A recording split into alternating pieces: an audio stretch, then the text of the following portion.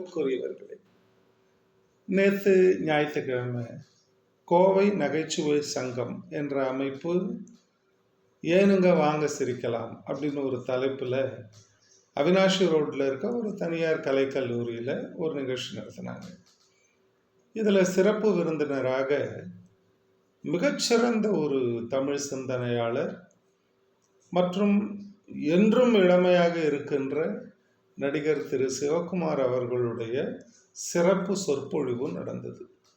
திருக்குறள் தொடர்புடைய பேச்சு நடைபெற்றது. அதில் கலந்துக்கிறதுக்கு நான் போயிருந்தேன்.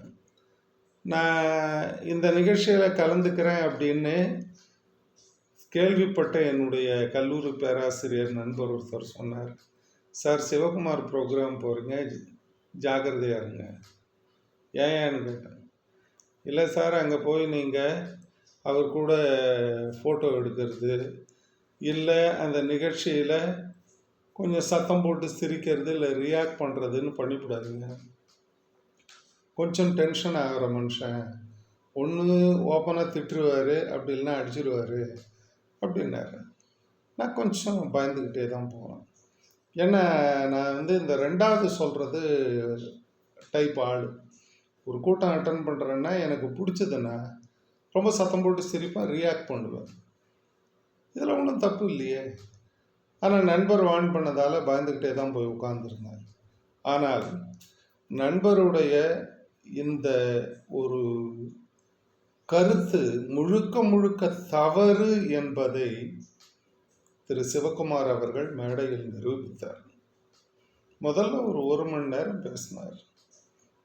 அதாவது தன்னோடு தொடர்புடைய நபர்கள் அல்லது தான் மதித்து போற்றுகின்ற நபர்கள் இவர்களுடைய வாழ்க்கையிலிருந்து சுவையான கருத்துக்களை சொல்லி அதோடு தொடர்புடைய திருக்குறளை சொல்லி மிக அருமையாக இயல்பான ஒரு நகைச்சுவையோடு நிகழ்ச்சியை அவரே தள்ளி கொண்டு சென்றார்.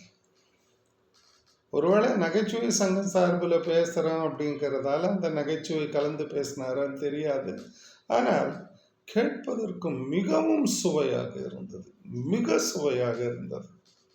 நேரம் போனது தெரியல.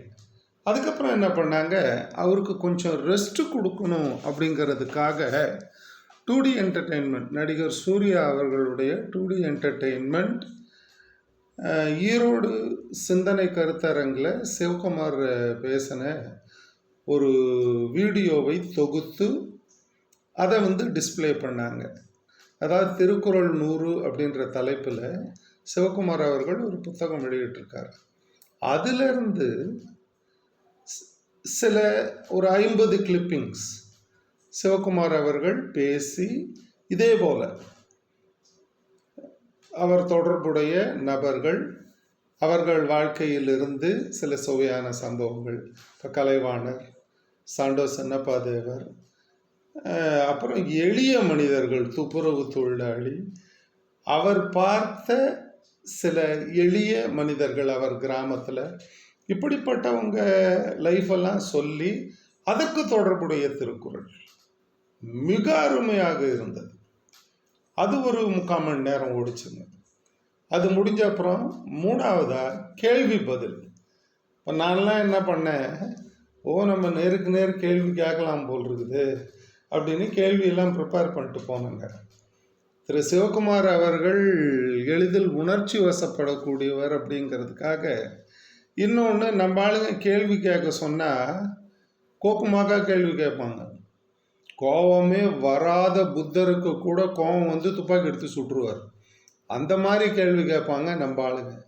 அதனால் இந்த மாதிரி நேருக்கு நேர் கேள்வியை அவாய்ட் பண்ணும் அப்படிங்கிறதுக்காக என்ன பண்ணாங்க, ஏற்கனவே தொகுக்கப்பட்ட கேள்விகளை திரையில் ஒளிபரப்பி அதற்கு சிவகுமார் அவர்கள் பதில் சொன்னார். It was nice to avoid getting tension. இதுபோல் கிட்டத்தட்ட ஒரு 3.5 மணி நேரம் நம்மை கட்டி போட இப்படிப்பட்ட மனிதர்களால் தான் முடியும். நேற்று ஞாயிற்றுக்கிழமை பயனுள்ளதாக பலனுள்ளதாக சிறப்பானதாக அமைந்தது. கோவை நகைச்சுவை சங்கம் மற்றும் திரு சிவகுமார் அவர்களுக்கு கரம் கூப்பி நன்றி செலுத்த வேண்டியது நம் கடமை.